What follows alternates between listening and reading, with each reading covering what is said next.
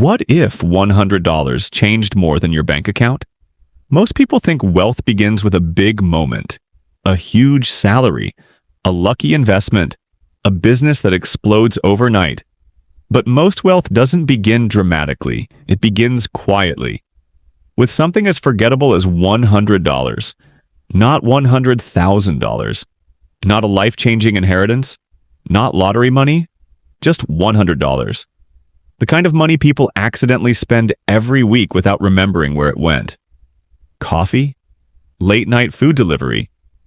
Subscriptions nobody uses anymore.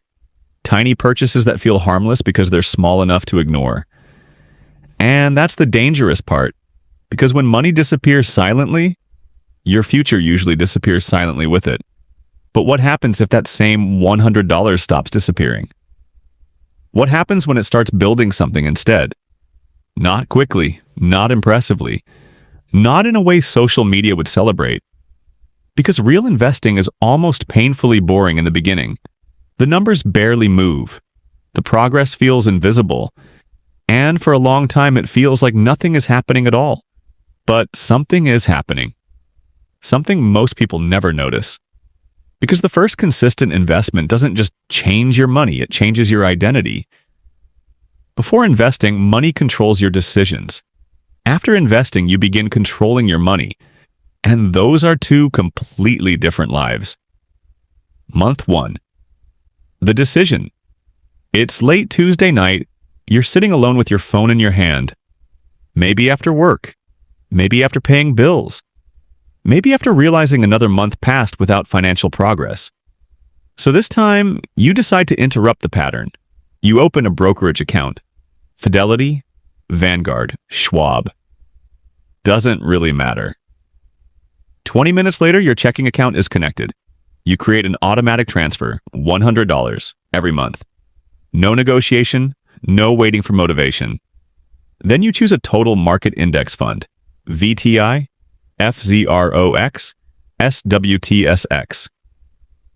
You hit confirm, and in that tiny moment, something invisible changes. Because what happened tonight was not just investing, it was a vote for the person you want to become. Before tonight, you were someone who said, I should probably start investing someday. After tonight, you became someone who actually does. That difference matters more than people think. Month 6. The first real test. 6 months later, the market drops hard. Headlines become dramatic overnight. People panic. Financial influencers panic. Your timeline suddenly fills with fear, and your account? Your $600 invested is now worth around $563. You lost $37, at least technically. And this is where most people misunderstand investing completely. Because this moment is not testing your financial knowledge, it's testing your behavior. Can you stay calm when your emotions demand action? Can you sit still while uncertainty screams at you to move? Because wealth is rarely destroyed by bad investments alone. It's usually destroyed by emotional decisions made during temporary pain. The investors who survive long enough to build wealth are not always the smartest people in the room. Often, they are simply the people who learned not to interrupt compounding. Their superpower is patience. Year 1. Building the machine. 12 months pass. 12 automatic transfers. 12 small decisions repeated consistently. You contributed $1,200. At a 7% average annual return, your account is now worth approximately $1,247. You made $47. And honestly, from the outside, that looks unimpressive. 1 year of discipline for less than $50 in growth. Most people quit here because modern culture has destroyed our relationship with slow progress. We want visible results immediately. But investing is different. At this stage, you are not building wealth yet.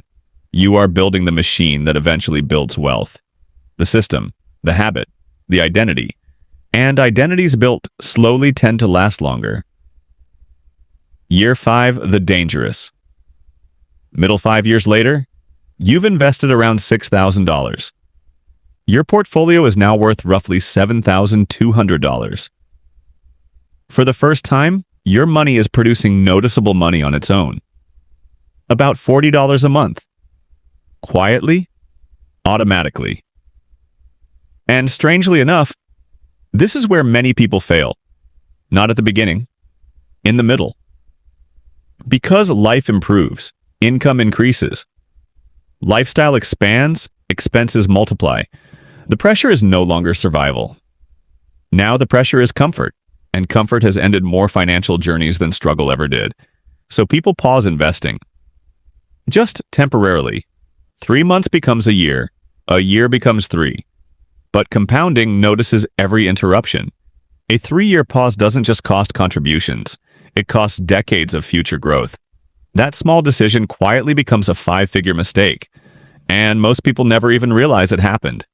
Year 10. When compounding wakes up, a decade passes, 10 years of consistency. You contributed $12,000. Your portfolio has grown to around $17,400.